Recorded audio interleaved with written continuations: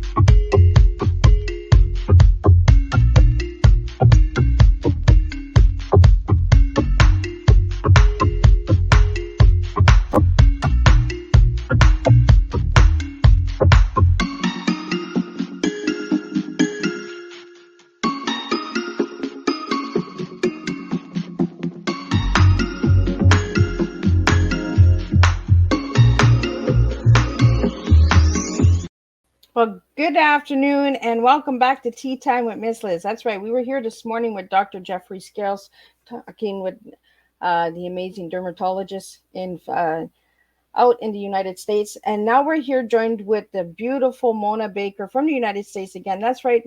This Thursday is all United States. We're in the States this week.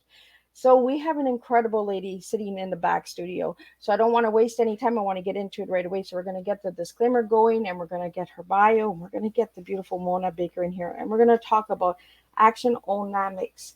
I hope I'm saying it right. I'm sure Mona will correct me. And I am really, really excited about today's tea time because we're going to learn about movement. We're going to learn about the action of our bodies. And I feel we're going to have a really strong cup of tea because we have a beautiful, beautiful, incredible lady in the background.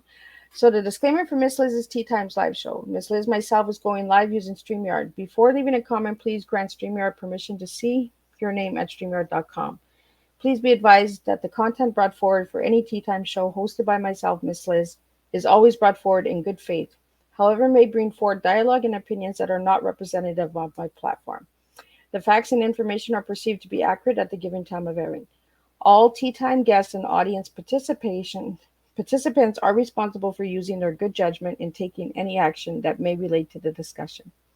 The content brought forward may include discussions for somewhere they may be emotionally at risk. It is significant to know that this show is engaging in discussion forums only to offer and inspire awareness and connection and is not providing therapeutical advice.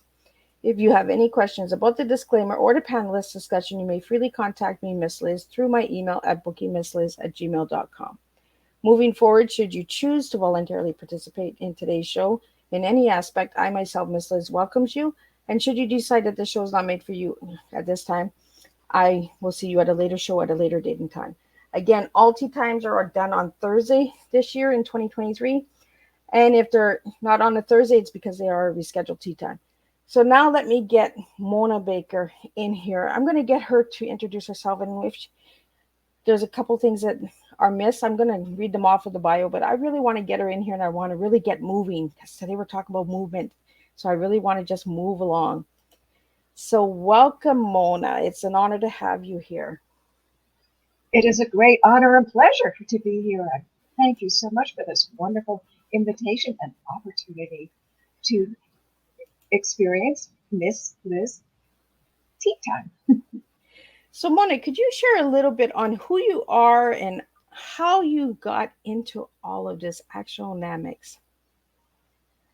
How I got into Actionomics? Well, how I started my life was I discovered that I had quite a passion for dance. And I followed that passion, realizing it as a ballet dancer. It had an expressive, uplifting way, and I just loved dancing ballet.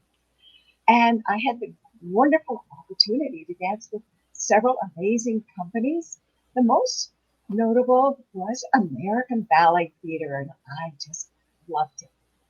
So, but unfortunately, on my second year, I experienced a career ending injury.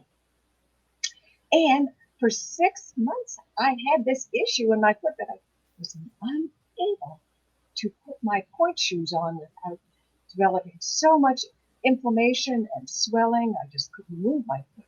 So I went to many, many different doctors, and they were unable to assist me.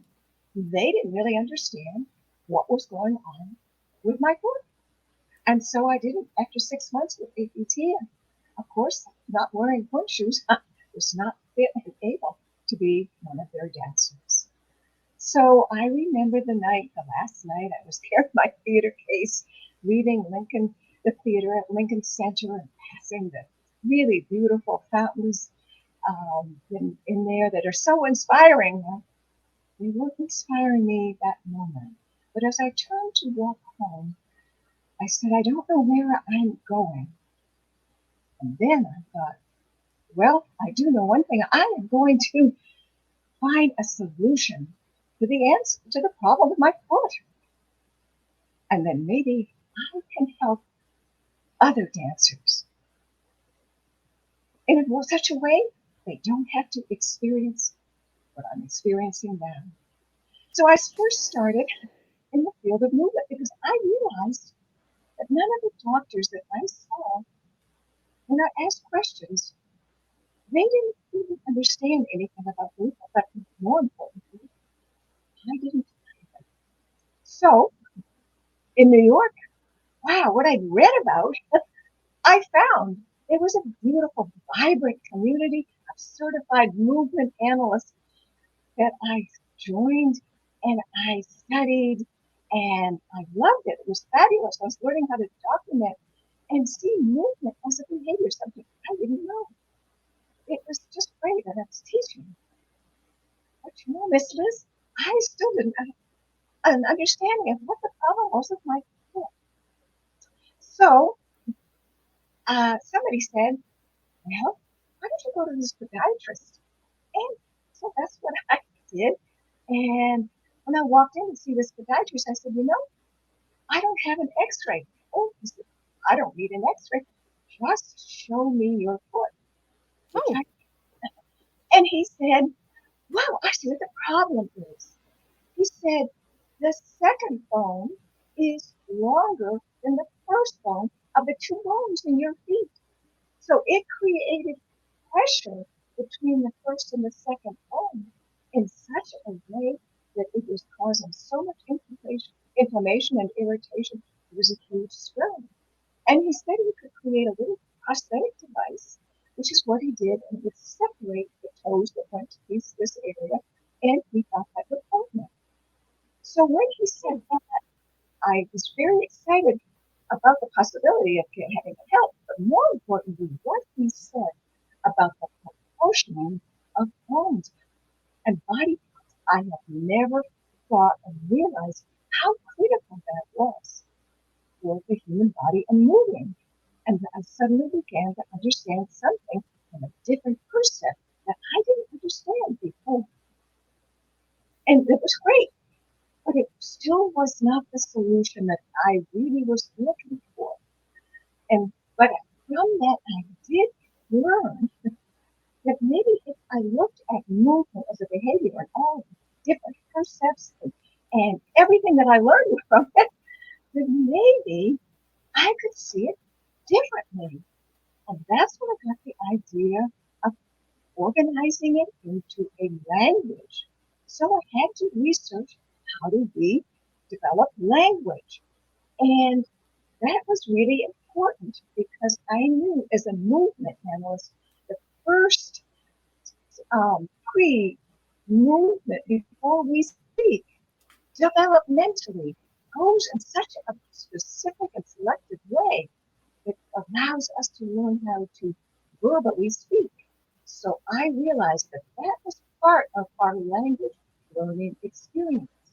So Noam Chomsky's particular theory about how we acquire language spoke to me. And these two basic things were a subject and a verb. I understood that. I could now see from all the movement phenomena which um, phenomena was a category of a verb, which was a category of a subject. And I began to put them together in this mind and body way to engage so that the mind and body could speak selectively and specifically. And in the process of learning all of that, I sort of also discovered that the mind and body have the same kind of correlations as whether you're a visual learner, a tactile learner, or an auditory learner. We're very selective in how we coordinate our mind and body, and that is a big factor of having the right noun and verb work. And if they, when and they're also coordinated well with the activity of your choice. And when all those three things come together, they say, "Wow, you have a real natural talent." And that's how that all is. But there are also ways to work that in so that you can have your be your own natural talent in that. And that's what my patent is about in terms of how the psychomotor method, how we move. And so that's that. And then I realized when I first had my patent that this is a pretty abstract way of talking to people, and I can talk to movement analysts, but there are not very many of us. Yeah. We're growing in numbers, and I needed to solve that problem. So one day I had an idea of creating a, a unitard, a garment where we could choose to put symbols on to represent the selective mind and body engagement.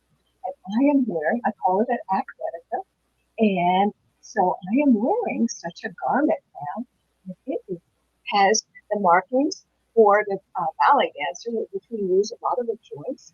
There is a circle for a ball that rotates, and a kind of a diamond for a hinge that opens and closes.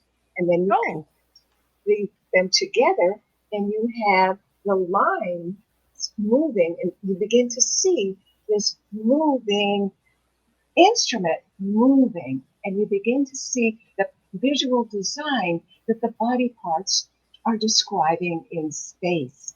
And they create beautiful geometric patterns that when you're not aware of that, you don't really notice them because as a dancer, you're codifying them at steps, positions, and poses. This that's not movement per se, that's dance. But when you add the elements of movement to it, and in this case, the visual design, you add another whole dimension of the human expression and experience to it. So that's how the actionomics and athletica work hand in hand to teach movement as a behavior and for ballet dancers, but I work also as a therapist because as I looked around and I began to realize most people in this country, at least, don't have a strong association with their joints. And the joints are so really very fundamental to how we move. If you remove all the soft tissues in the body and then you right down to that skeleton, what you are left with is the fulcrums and the levers, or the joints and the bones. So that's why I go to that place of working and teaching people how to engage, teach their brain how to see and connect and locate and articulate those joints to be able to release the joints, and then it releases the muscles. So the agonist and the antagonist movement of those muscles are working the way they're designed to move in a released and fully complementary way.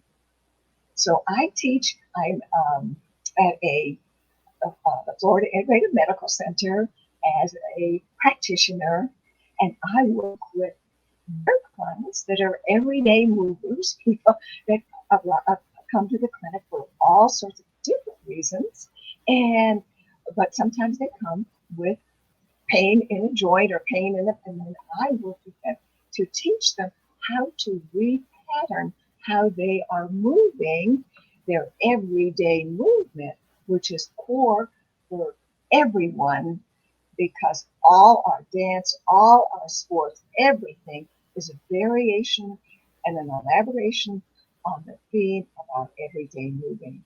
So if you know how to move in an uh, everyday way, everyday moving, then you'll be able to be optimizing whatever activity beyond doing that so much better if you're engaged with an active mind and body conversation. So, Mona, we have a question here for you. By being a former ballet dancer, has that helped you to understand the movements a little bit more deeper than somebody who wasn't a dancer? It gave me certain disciplines and certain orientation, but I have to say this is in the beginning, it was a huge, gargantuous obstacle. In and when I first went to talk to Irmgard Barteniev, I said I'd like to be study, become a sort of certified movement analyst, and she looked at me and she said, when I had told her I was a ballet dancer, she said, we've never had a ballet dancer get through this program. And I said, well, I'd like to try. The second week, I knew we did a lot in this training. We did an awful lot of work lying on the floor, and it was really beautifully designed because you see, when you're working with movement, you're working with gravity, but when you're on the floor, you're in an environment where gravity is not such a big issue, and so you're in a purer state, a freer state of moving. And so we have been given this request in this class to just start moving like an amoeba, like formless.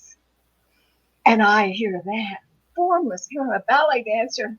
I still haven't totally committed to giving up my ballet career. All the ones that I'd spent all these years, layer upon layer each day building that. And I could just see it all going out the door. And I said, I'm at a fork in the road when they came up and said, you're not doing it right. And I said, well, I'm where I'm at. So I let go. And I moved like an amoeba.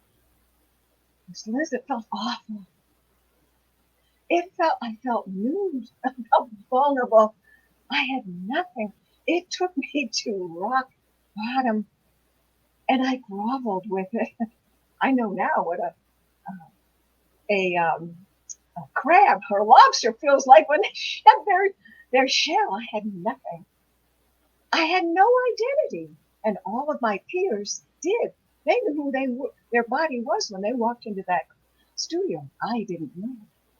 So it made it, that vulnerability had, there's always nuggets in everything. It's a real challenge. And I wouldn't go back to the other. I kept going forward, allowing myself to be vulnerable, because it took me to having and discovering a different way to organize and to have a conversation with my body. And at the end, I successfully completed the program, and I thrived in it because I allowed myself to let go of who I was and all of that has been so special as a dancer. Let go, relinquish that, and have the faith to go forward and trust that what I was going to learn was much greater than I knew before. And I was going to take that risk because I'm a little bit of a rebel. Came out. Which I want to get into because you're going right into it, Mona. I asked the guests what their favorite colors and one word to describe themselves, and Mona gave me the word rebel with a cause. So I want to get into this rebel with a cause. So what does rebel mean to you, Mona? Rebel means going upstream, taking a risk, challenging yourself in a new way, and you don't necessarily have somebody to model how to do it because you're doing it your way. And in my case, the cause is to bring movement, as I understand it, to the world. Because, Miss Liz, one thing that the COVID whole pandemic, it was an amazing learning experience for all of us. Yes. I mean, yours truly didn't know anything about going online, and I couldn't do my practice anymore at the holistic medical center. So here I am online, but it was a wonderful experience. I struggled and everything, but I learned a lot, and also I'm observing all of the time while I'm having this experience, and I learned how to be therapist and do that online and everything. But I also am on, you do these beautiful networking groups, and they're kind of funny. And they're all these amazing people. But I also noticed that when we are sitting in front of a screen, a two-dimensional screen, day in, day out, our brain begins to get retrained as to who our body is. Yep. And it is a two-dimensional body. It is a body without a volume. And that's a tragic thing to do because a body without a volume isn't breathing very well, because breath is about creating and bringing volume, a sense of volume, and shrinking and expanding and giving you pulse and such. So, in this very artificial environment, we are losing and becoming disconnected in a really authentic way with our bodies. So, in all of this, I'm saying, wow, there is a real problem. I need to do whatever I can, my part in life, with what I learned to share, because what I know is movement, and this is so exciting. It was transformative for me. It's been empowering for me, and it's given me new action. My tea, I want to serve that tea to as many people as I'm able to. Because when they discover how their mind and body go on, it's really exciting. I see the lights going on, and like when someone's teaching, and and you see that they just lift up and they start to glow, and that's what I really really enjoy. So I'm a rebel with a cause to bring the transformation, the empowerment, and the action, the tea to a movement to as many people as I can. And I And a just lot love the to way you cancers. just served your tea, Mona. Like you just floated right in like a smooth cup of tea. You see how she did that, guys? She just moved it right in because Miss Liz didn't even ask her what her tea was. She just slid it in. And I love it because you're actually opening the minds of how important it is to move. Even during the pandemic, we all stood still for so long that our minds started to shut down and started to process differently, you know. And here we had all these openings and doors that were opening and opportunities that were coming in a different way. So we were like, oh, I don't know. But we learned so much. The process of being vulnerable and raw and trying exactly like what you did when you started doing this whole transformation. Like it just flows like a nice sweet cup of tea. Like I just love this tea. Like I love when the guests really have a beautiful tea, and you truly have a beautiful tea, Mona. Thank you. You also gave me the color yellow, and as you can see, I'm wearing yellow. So if you pay attention, Thank Miss you. Liz wears the colors that the guests give her. So I try to get as close as I can. So I Mhm. did find yellow, and I'm wearing yellow. So why yellow, Mona, is your favorite color? I love yellow because it's a color that I would connect with sunshine. It's the color that I feel happiness, lightness, and joy. And when I dance, I love the lightness. And so that's for me, it's the buoyancy that comes from yellow. It's a happy color for me. I would have never thought of lights with yellow, Mona. Mm. I being a ballerina dancer, I'm sure you've had the light on you quite often, right? Because Yeah. and ballerina dancers are mainly dancing solo unless they're doing a group Mhm. performance, correct? Right? You do both. Right. So were Mhm. you more of a solo ballet dancer, or were you a group dancer? So with ballet theater, I was working my way up to soloist. I was in the corps. With other companies, I was a soloist and some principal. you sort of have to do your time. And, it's very strategic. As I said, it was in my second year when I had the issue with my foot. And part of the reason that you do your time is, and you go through all the parts, then you know the ballet inside and out by the time you get to be a soloist, demi-soloist, and the principal. So you are much more familiar with everything. And it's much, the rehearsal time, the learning time, the coaching time is much less because you're already so well versed in the ballet. You know the music. You know everything about it. You've lived it in all its different ways. So that's why we start. Everybody starts at the bottom, and just to have that exposure. So we do have a question for you, Mona. They're asking, was ballet dancing in your family, or were you the only one in the family that did ballet? So in my generation, I was the only one in my family that did it. But it's really interesting in the generations that have followed me. I have many that are taking ballet dancing, and they're doing really well, and they love it. I think one of them will probably pursue it professionally, Oh, and another was very passionate about it. She's decided she wants to be a physical therapist.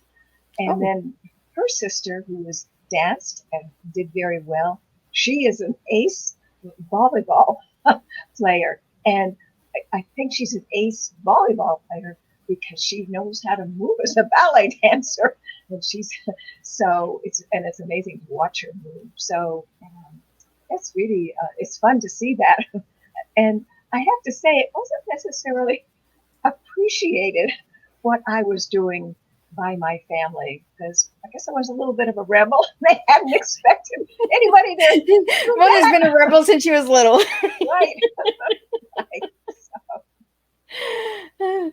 So Mona, we were in the background before the show started. We got to talk a little bit and break the ice and all that, which I do with all the guests. And we were talking about my daughter. She's a nurse, and the empathy of a dancer and working with people and that. And you're mentioning, I'm guessing these are grandkid and grandchildren or children of yours that are doing the ballet dancing, and they're getting into the field of working with people and movements. Mhm. So, is there a connection between the two of them? So, yes, I mean, ballet dancing gives you a heightened awareness of your body and movement. It gives you also this gusto to push or release to the end. If you're always trying to go to the next level, so you're challenging yourself. So you're using all of your sensibilities to do that. So your sensibilities constantly grow. And you have to realize that dance is the mother of the arts. It uses all of the arts and the sensibilities in a very invigorated way. And so taking somebody who's done, like your daughter, who has danced in so many different styles for 14 years, that's wonderful. And then for her to have taken it into her field, a nurse, is amazing because she walks in with not just an academic study and understanding of the body, but a visceral one, a sensory one that's alive, that she can attune and engage and respond in such a way. And she also innately, there's a lot of trauma that people see in that field because people, they're taking care of people that have issues. But she also has better ways to afterwards to release that trauma, to change the muscle memory that we pick up in our muscles from seeing trauma. But as a dancer and that pulse and that, all of that, when she leaves the hospital setting where she is, she can come back to her own identity and release it and not carry around the burden of that trauma that for professionals in the medical field who have not had that experience, sometimes that trauma becomes very, very overwhelming to them and can create health issues in them just because they don't know how to release it. just in an intuitive way that your daughter does, because she loved to dance. And when we're dancing, we're moving on the rebound. That's the bounce. We love that. That's what keeps us jumping around. You know, when we're in a developmental period, when we're just 6, 7, and even younger than that, we start being pogo sticks, right? We're playing with gravity. That's what we keep playing with as dancers. That's what we do. So we're actually, it's just beautiful, that rebound of gravity that keeps us, and it nourishes us. And it's, so your daughter has a built-in survival mechanism with her mind and body experience that she cultivated with all the discipline, all the training, all the experiences that she had as a dancer. So really, and dance is such a powerful way of uplifting the human capacity and experience and just vision. So does that answer your question? Yeah, I just watched you for a second. My ear popped off. Oh, okay. But I wanted to get in because you're making some really good points, Mona, on dancing and trauma. So do you use dancing and movement in your everyday life to overcome trauma? So when I'm working with my clients, they come to me with just a huge amount of trauma in their bodies. Yeah. So yes, I do work with them with the trauma, but I work indirectly. Sometimes there's a verbal conversation about it, but more often they will tell me, and then I will take what they will tell me, and I will put it into movement, working with their joints. Because as I said, when we work and we engage and we retrain the brain to where the joints are, we begin to set up a whole new mind and body conversation. And so if that conversation is using that joint differently, and how it's moving, the agonist and the antagonist movements of those muscles begin to form a different relationship, one that's freer and one that doesn't have that trauma associated with it. So it's subtle about it, and how the joints that I select, the order of the joints, all pertains to how I understand that person's trauma, how I'm reading it. Sometimes they will come with a low back issue, and it's appropriate for me to start with their hips. But sometimes they will come with a low back issue, and it's appropriate for me to start with their knees. Oh. I mean, it is so I have to choose because of what preceded the issue that set up why they're having. Well, that makes really So good sense. Right. That's the power that trauma has. You see, the other thing is we're walking across the street and we trip and we fall.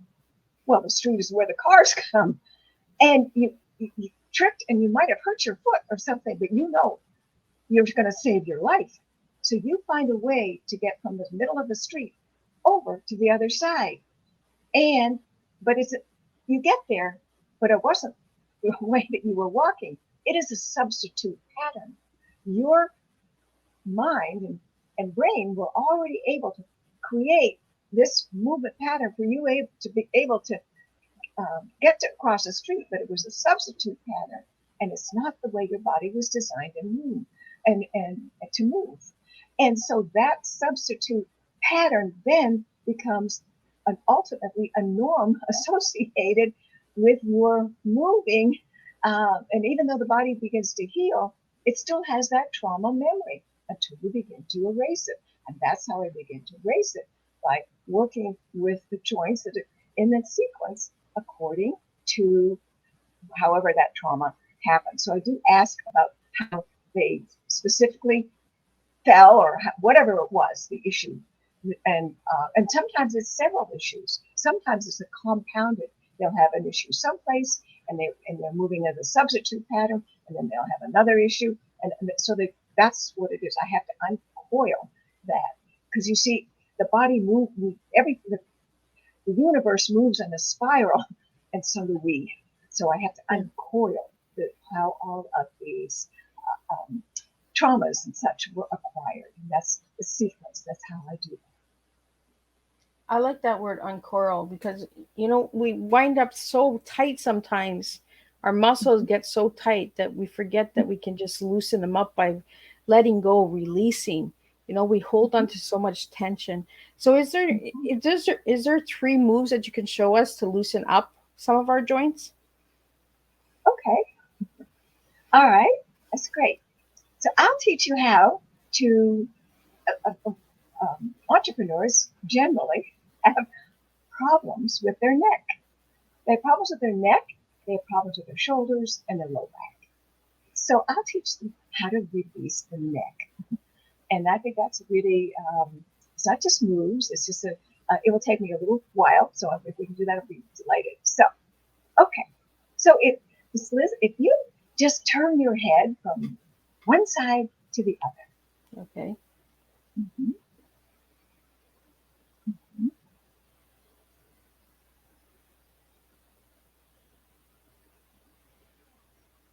So, how do you think that you're turning your head from one side to the other?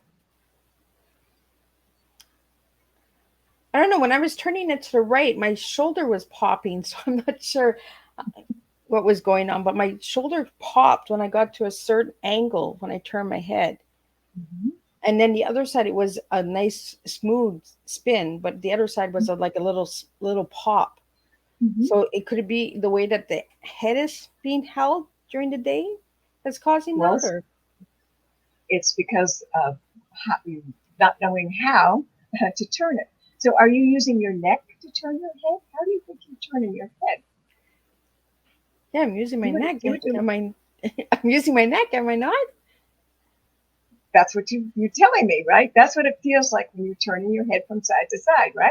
That's what Yeah. I'm asking. Okay. Well, of course, the neck has 7 vertebrae in it. Oh, well, look at that. It's not really designed to twist, but we try to twist it because we don't know how to use the joint to turn the head. Oh, And there is a joint to turn the head. And you see, we learn how to turn our head from imitating everybody else, the people that are around us when we're very young, and they're twisting their neck. So we start twisting our neck. So we never really learn how to do it. So at the base of the skull is the joint is located at the base of the skull and the top of the spine. okay. And at the base of the skull, you have a socket. And at the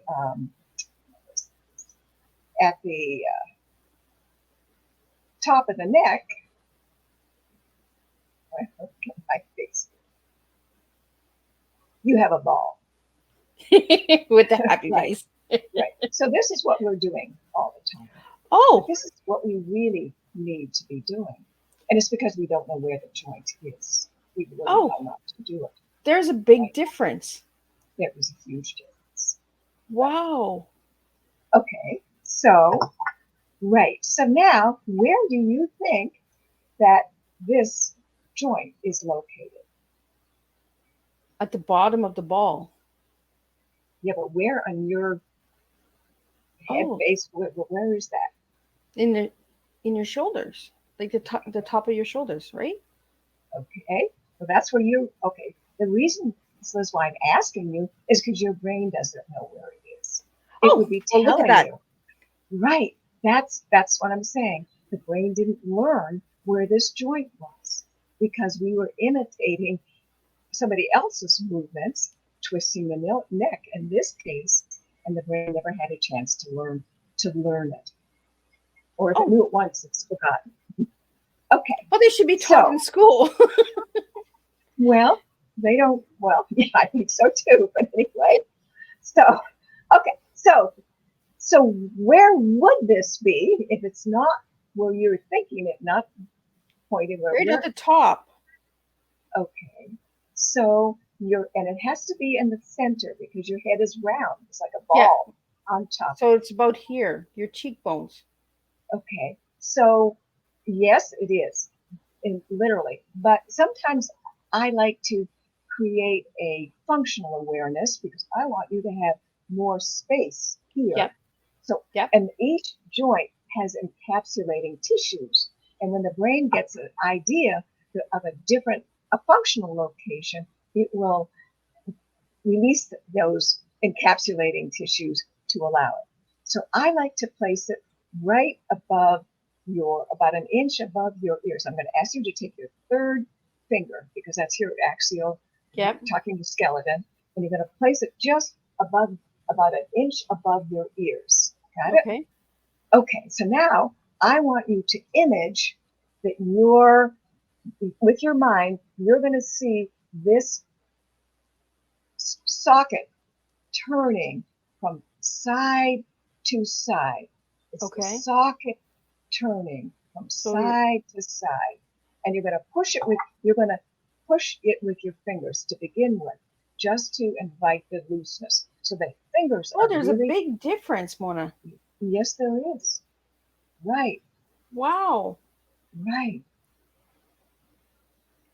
That is that is truly amazing. Right. So now that you've done that, and you with your fingers drop your hands and just keep turning it from side to side, and let the back of the head lead. Oh, I see the difference now. Right. There is a difference because when I first did it, when you asked me to first do it, the movement was coming from the bottom of my neck. Mhm. This is coming more of an elevate of the middle of the skull and Right. turning the head now. Right. Well, look at that. Well, Right. isn't that amazing? Right. So that's side, but the head can move up, down. So let's take this again, and we're going to have this time, it's going to go here and here and here and here for your head to go up and forward, backward and forward. See if you can do that. Right. Same place. You can put your fingers there if that helps. Right. Oh, there's a big difference. Right. Without And my then, fingers, there's a difference. It's uh-huh. almost like my neck is like Right, right. So it's we're going to it go doesn't back. find a straight flow. Right, It's got like a little crooked to it. right. So now, when you go back, does it feel heavy? When you put the Rotate your head. fingers, D- Does the head feel heavy? And no. then does it come light? Okay. Yeah. What happens when your head comes forward? Back and forward. Is the head Oh, heavy? oh, there's a weight difference. Right. What do you think that is? What is that? It's gravity. Oh, well, look at that. It's really critical because we want to move on the rebound of gravity, and the head is the heaviest body part. And so if your head is like this, you're compressing your body, which is why we see so many people compressed because the head is it's not aligned and gravity's not lifting it up. So you find that sweet spot where it's light, and then you move and you stand up. The head is leading. You're following gravity. Gravity's picking you up. We want to move on gravity's lightness because that's how the body it moves in the easiest way. It's what it's designed to move, and So it how come the brain allows doesn't? Wonder how come the brain doesn't know where our joints are? because in that pre-verbal time, like we're lying in the crib, and we're watching our caretakers, whoever they are, because we don't know anything. We only know the womb. We don't know. We just see them moving, and so we've got to figure out how we're going to live in this new world. So that we're watching the arms move. We're playing with the arms. We're watching, and the legs begin to kind of move, and we begin. But we get that all seeing how the people around us are moving, and you can, if you really pull back and watch in families, like a mother and her daughter or something, and you just watch in their subtleness of their movement, you will see how the daughter picked up the somatic, energetic patternings in the muscles. I was And going to ask you about that because when I did some research on you, Mona, the somatic came up, and I was like, what is that somatic? so somatic means of the body, Okay. and just and the senses and the body coming together. It's an awareness term So because when you understanding our look bodies. right, when you look at the body in the academia, they're not necessarily looking at it. They're looking at it anatomically, which is different. In this, yes, somatic therapists, we know the anatomy and the physiology, but we go one step or two or three or four steps way beyond that and move that into human behavior. So, but it's dealing with the visceral, the somatic, the sensory, and becoming aware of that and using that. We're not machines, Miss Liz, and we have biomechanical notions of that's how the body moves. But we are not machines. We are moving instruments. That's what we are. So we have a question here for you, Mona. It's asking what causes double joints? So lots of people have another term for that is hypermobility, and Okay. you have ligaments and you have tendons around each joint. So the ligaments hold joint to joint, and the tendons hold muscles to joints. That's how that works. And so there is a certain people that are hypermobile, their soft tissues, they don't have quite as much manganese in them.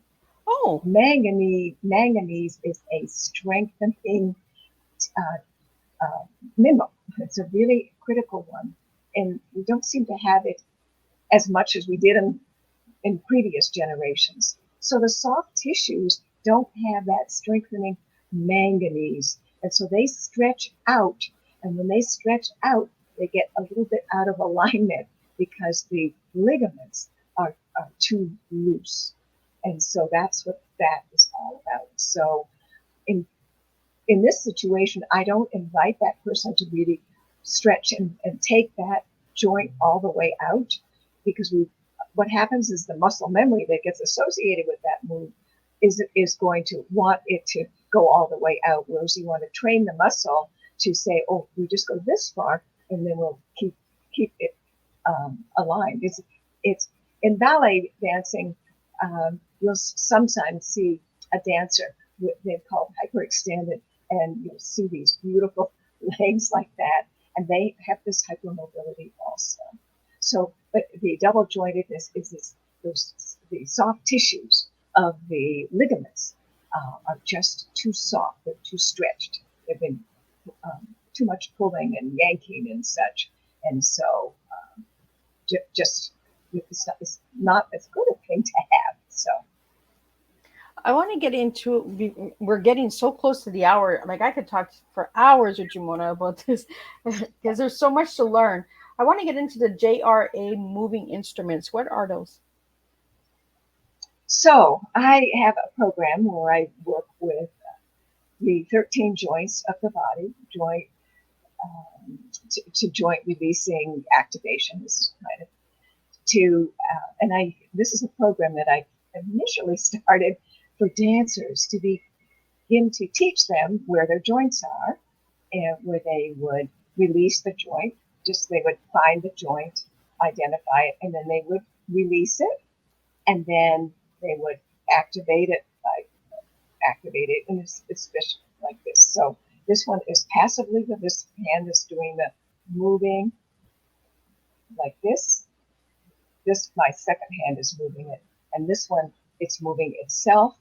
So I'm going through, we're teaching and reminding the body of the location specifically of all these 13 joints as we go through them, like, and they correlate with the athletica that I'm wearing, so that the dancer then has imprinted in their body their moving instrument before they even start class. And in the act of doing the passive and the active joint articulations, the body gets really warmed up and you are not pulling, stretching. I have an issue when a dancer takes a muscle and they just pull and pull and pull, and they tell you to go beyond that pain. That pain is a stretch reflex mechanism. It's like the brain of the muscle. Only go that far, and until it's ready to release. But as I said, if you activate the joint, then the muscle will probably release. So I don't ever, because if you can destroy that stretch reflex mechanism, you lose so much of the vitality and the rebounding aspect of that muscle. It won't work as well, ultimately, if you overstretch. So anyway, the JRA is to set up a prep to move up the body.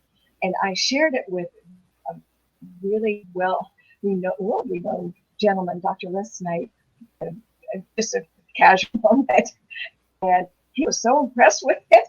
He said, I want you to be in my seminars and teach the physicians and the law enforcement officers about this. So I did that for a number of years. And that was a really interesting experience, I must say, because most of them, particularly the law enforcement officers, I'm almost 5'5", but I'm petite. They can be really, and they'd be looking at me, well, what's she going to do for me? Because they're on this big muscle. I said, you'd be surprised. By the end of the class, I had them releasing it, and they could move because you can get muscle bound. And so that's that. But that's what it is. It's a special joint releasing and activation in a particular series, going through the joints in the body to set up, to be able to prep the body, warm up, to be engaged with your moving instrument, to be able to then take the class, and it will set you up and balance you in such a way the likelihood for you to get injured is pretty remote unless something happens to your shoe breaks or something. But I mean, I'm just saying it's a wonderful injury preventing kind of joint articulation program. So, and I also noticed that you have therapy and dance on the website. So could you tell us a little bit about those two programs that you have going on?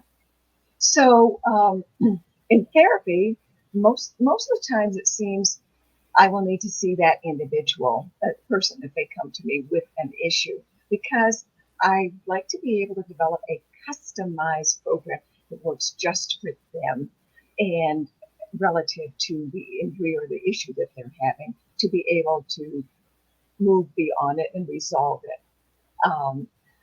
I teach in the educational ones, I will teach them about the joints, and I'll teach them about the JRA. I'll teach them all of these things in that kind of a setting, in a group setting, and I do that. I have a program for dancers I call Love Your Feet, because that's where most of the injuries are happening now. So I teach them about the 26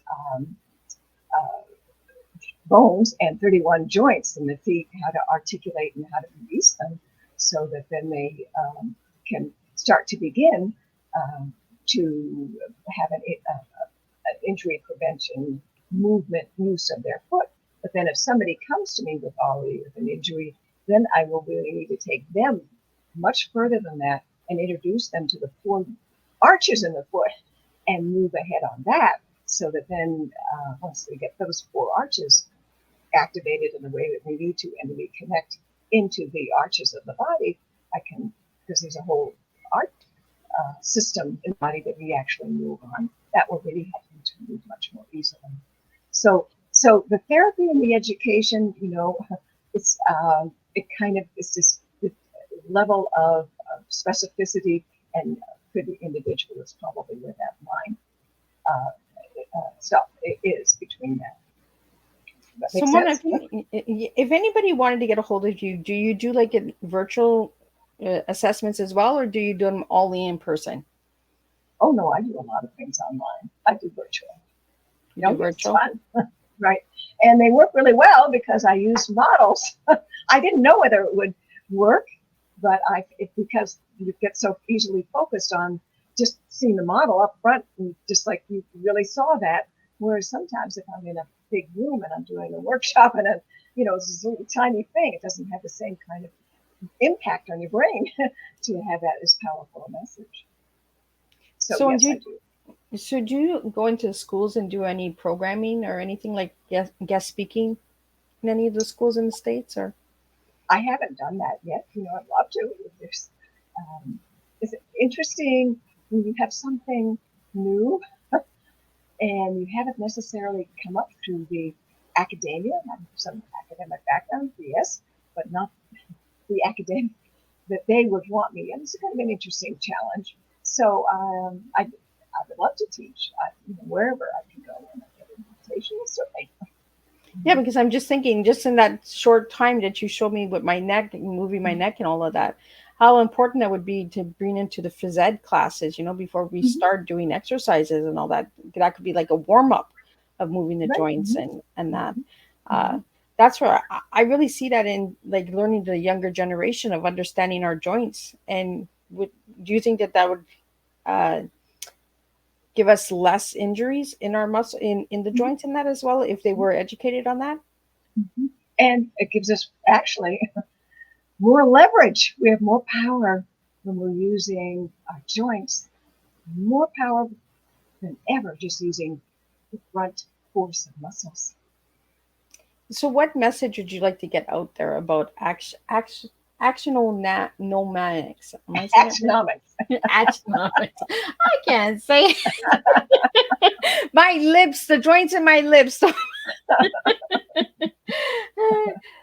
The actiononomics. And what message would you like to get out there to the listening audience? So the message that I would like to get out is to begin to have a different appreciation for your body. Is your body as a moving instrument, and what the sensory experience that you have when you're moving, not just pushing in a quantitative way, but in a qualitative way. Because when we're exploring and moving qualitatively, that's where we discover new things, new opportunities. So not to push the body, yes, to have a mind that can read it, but not to push it. Allow the body to be as it's huge, it's big, and allow yourself to get out of your mind because so many of us are in our mind. When I work, I'm also a patient advocate at the Holistic Medical Center, and I work with just the patients there who are really, really ill. And you can't heal your body just living in the left side of your brain, seeing the disease and the names of the disease, having that chime through your body. You need to move over and see your body from the right side. See it healed. See it full. See it the volume. See it alive. Feel gravity lifting you up. Allow the lightness. Allow yourself to be joyful. We were joyful when we were children. We moved, we climbed trees or whatever we did, but we took joyfulness into just that was our lifestyle. And we need to bring more joy into our lives, not thinking about living and feeling it in your body, not pushing your body, releasing it, acknowledging it, and just be uplifting and put a smile on your face because the body's lighter also. We have so much to look around and see the beauty of life. We have so much to be so grateful for. To take that, feel it, own it, and own it not in your mind only, but in your whole mind and body and spirit. They all work together for the greater good. Well, I want to thank you so much, Mona, for sitting and showing us and talking to us about the movements of our body and, learning a new language. And I love that phrase that you said, appreciate your body. We really got to start appreciating ourselves. Appreciation goes a long way, and there's so many different ways. And Mona has shared it today on Tea Time. So reach out to Mona if you'd like to know more. Check out her website. And again, I want to thank all the listeners and supporters who tune in to Tea Time each and every Thursday and who tune in on the rescheduled days. I really appreciate all of you guys. So I want to thank you.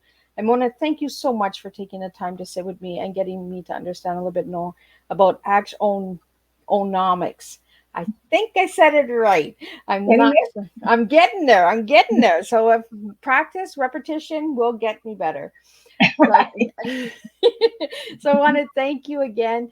Don't leave. I'm just going to wrap up the live, and I will see everybody tonight at 7 with the last and final tea time of this week with Ryan Joseph Kopyar, and he will be speaking about pain to purpose. So it's a really interesting topic. You'll want to tune in for that one as well. And it closes up the evening, so you can grab yourself a glass of wine and just join me and have a cup of tea with Miss Liz. So until then, I will see everybody at 7 p.m. Eastern Standard Time. Again, Mona, thank you so much for sitting down and having tea with me. I really had a pleasure today. It's been fabulous. Thank you.